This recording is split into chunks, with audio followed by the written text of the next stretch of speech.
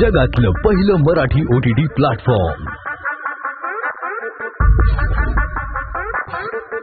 मग मराठीचा, मग प्लॅनेट मराठीचा। तुम्ही खरं तर आता लाडकी बहीणचा उल्लेख केलात, आम्ही आता त्याच योजनेकडे येणार आहोत। सध्या चांदा ते बांदा लाडकी बहीणचा गवगवा आहे, चर्चा आहे, पण एका बाजूला म्हणजे त्या योजनेचं नाव आहे मुख्यमंत्री लाडकी बहीण योजना।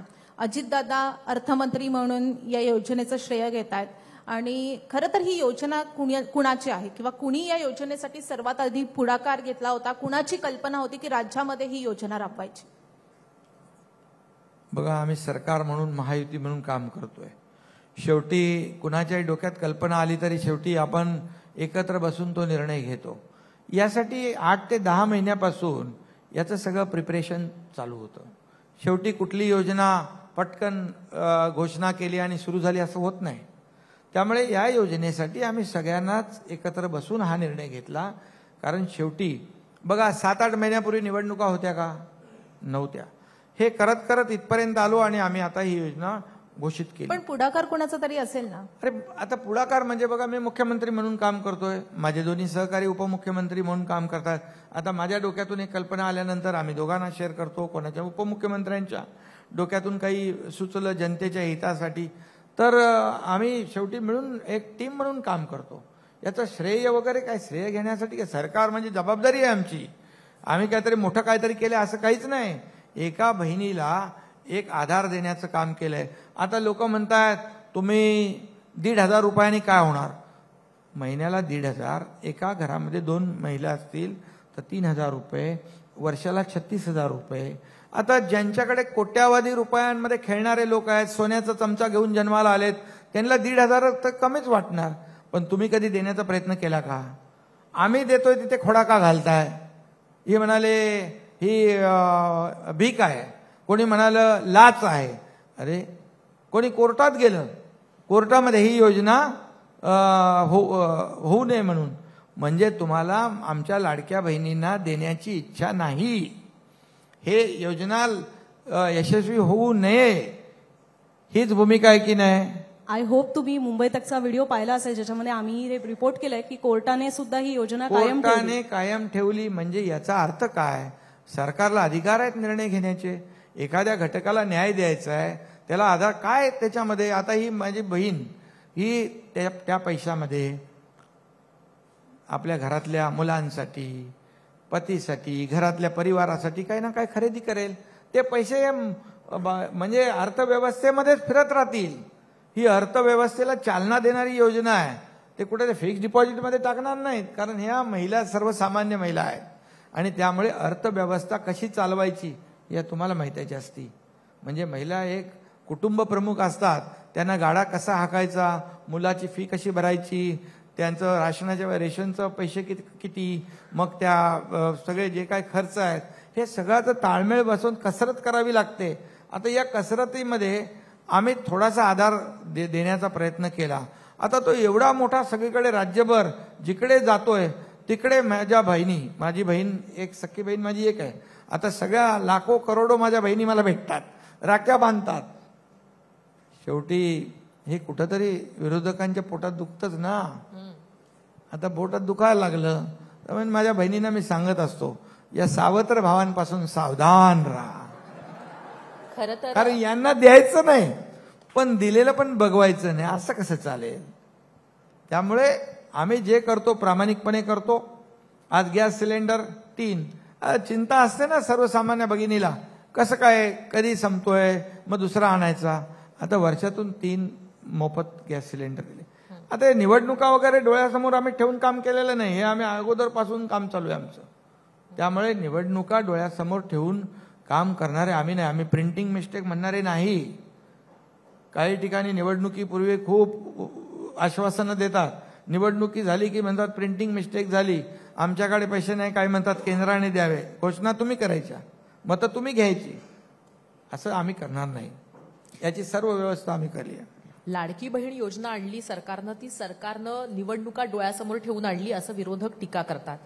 पण जेव्हा ही लाडकी बहीण योजना जाहीर करण्यात आली त्याच्यानंतर बॅनर लागले महाराष्ट्रभर, आपले आणि त्याच्यानंतर अगदी 2-1 दिवसांमध्ये उपमुख्यमंत्री अजित पवार यांना व्हिडिओ काढावा लागला आणि ते असं म्हटले की ही लाडकी बहीण योजना मी आणली हे तुम्हाला माहिती आहे आणि आता दुसरे त्याचं श्रेय घेण्याचा प्रयत्न करतायत. खरं तर आता तुम्ही थोड्या वेळापूर्वी लाडक्या बहिणींना आवाहन केलं ते म्हणजे की लाडकी बहिणी योजना म्हणून त्या राखी बांधतात आणि सावत्र भावांपासून सावधान राहायला पाहिजे. पण या 2 लाडक्या भावांपैकी या लाडक्या बहिणी कोणाला मतदान करतील, कोणाला फायदा होईल या लाडक्या बहिणी योजनेचा असं वाटतंय?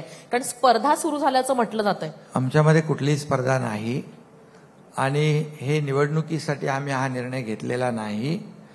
तुम्हाला एकदम स्पष्ट सांगतो मी, आम्हाला या राज्य सरकारला विकास करत असताना विकास आणि कल्याण याची सांगड घालायची होती. कल्याणकारी योजना करायच्या होत्या, त्यातल्या ह्या योजना आहेत. आम्ही वयश्री योजना पण केली आहे, युवा प्रशिक्षण योजना पण केलेली आहे, शेतकऱ्यांना शेती पंपानी शेती करणाऱ्या लोकांना शेतकऱ्यांना देखील वीज बिल माफ केले. त्यामुळे विकास आणि कल्याण याची सांगड घालणारं हे सरकार आहे. विकास आणि कल्याणकारी योजना राबवणारं हे सरकार आहे. त्यामुळे तुम्ही निवडणुकांची हे काही डोळ्यासमोर ठेवून आम्ही काय हा निर्णय घेतलेला नाही. विरोधकांना धास्ती आहे निवडणुकीमध्ये त्यांचं काय होणार. जसं लोकसभेमध्ये फेक नरेटिव्ह सेट करून आले, तुम्ही पण सगळ्यांनी ते छापलं, तुम्ही सगळं दाखवलं. काय संविधान बदलणार होतो आम्ही? संविधान बदलणार, आरक्षण जाणार, काय काय होणार एवढी भीती पसरवली. आणि म्हणून वस्तुस्थिती जी आहे ही देखील लोकांसमोर गेली पाहिजे. आता हे फेक नरेटिव्ह ते एकदाच माणूस फसू शकतो, परत फसू शकत नाही. त्यामुळे त्यांना चिंता झाली आहे. आता या सगळ्या योजना एवढ्या पॉप्युलर झाल्यात की आता आमचं काय होणार. मग खोडा घाला, ते बंद पाडा, परंतु ते काय बंद पडणार नाही. या योजना आम्ही कुठल्याही अपेक्षेने सुरू केलेल्या नाही, ही मी तुम्हाला अगदी वस्तुस्थिती सांगतो.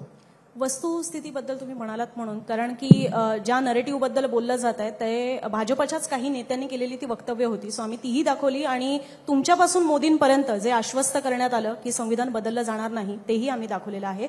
पण पुन्हा एकदा coming back to Ladki Bahin योजना, तुम्ही सामान्य महिलांसाठी ही योजना आणली आणि त्याला उत्तम प्रतिसाद मिळतो हे आम्ही सुद्धा ग्राउंडवर पाहतोय. पण आपल्या राजकारणातल्या लाडक्या बहिणींसाठी काही योजना असणार आहे का? कारण की तुमच्याकडनं म्हणजे शिवसेनेकडनं सध्या मंत्रिमंडळामध्ये एकही महिला मंत्री नाहीये आणि संपूर्ण मंत्रिमंडळामध्ये सुद्धा फक्त आम्हाला अदिती तटकरे या एकच महिला मंत्री पाहायला मिळतात.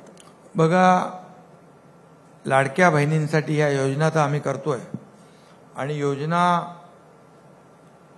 तुम्हाला माहित आहेत किती योजना केल्या आम्ही. लेक लाडकी, लखपती योजना केली. म्हणजे मुलीचा जन्म झाल्यापासून ती 18 वर्षाची होईपर्यंत 1 लाख रुपये तिच्या खात्यात जमा करण्याचा निर्णय. तेव्हा कुठे निवडणुका होत्या? तेव्हा निवडणुका नव्हत्या. 50% एसटी मध्ये सवलत महिलांना दिली, तेव्हा कुठे निवडणुका होत्या? जेव्हा मुलींना मोफत शिक्षण आम्ही दिलं, हायर एज्युकेशन, डॉक्टर, इंजिनियर, वकील कोणाला बनायचं आहे, हे सगळं गेल्या वर्षीच्या अर्थसंकल्पातल्या तरतुदी झालं ना. ते एक मुलीने आत्महत्या केली, तिचे वडील 50% फी भरू शकले नाही म्हणून आम्ही त्याच रात्री निर्णय घेतला आणि ज्यांना उच्च शिक्षण घ्यायचं त्या मुलींसाठी आम्ही 100% फी भरण्याचा निर्णय घेतला. किती योजना आम्ही बचत गटांसाठी आम्ही ते रिव्हॉल्विंग फंड वाढवला, हे सगळं केलंय. तुमचा प्रश्न मला माहित आहे, मी त्याचं उत्तर देतोय. परंतु ह्या सगळ्या योजना करत असताना आम्ही महिलांना केंद्रबिंदू का मानलं? आज महिला ही प्रमुख आहे कुटुंबाची. आरोग्य विभागाच्या माध्यमातून 4,30,00,000 लोकांचं आम्ही आरोग्य तपासणी केली, कारण त्या आपल्या तब्येतीकडे देखील दुर्लक्ष करतात परिवार चालवत असताना. मग कसं आहे, प्रिव्हेन्शन फार महत्वाचं आहे. मग ते आम्ही केलं आणि तुम्हाला सांगतो, नवीन संसद भवन जेव्हा झालं त्यावेळेस पहिला निर्णय काय घेतला केंद्र सरकारने, मोदी साहेबांनी? महिलांना आरक्षण, 33% आरक्षण. म्हणजे आता 33% आरक्षण. आता तुम्ही बघा, तुम्ही 3 जण आहात, आता आमची पण 3 तिघांची युती आहे, तुम्हाला पण चान्स मिळेल तिकडे. नाही, पण महिला राजचा उल्लेख केला होता. अनुजाने प्रश्न विचारले, थोडा पुढे एक्सटेंड करूया. आगामी काळामध्ये आता विधानसभेच्या निवडणुका लागलेल्याच आहेत, तर या निवडणुकीमध्ये जास्तीत जास्त महिला मंत्री आम्हाला पाहायला मिळतील का जर महायुतीचं सरकार आलं तर? महिला राजचा अगदी सुरुवातीलाच तुम्ही उल्लेख केलेला आहे म्हणून. बिलकुल, महायुतीचंच सरकार येणार आणि तुम्हाला प्राधान्य मिळणार.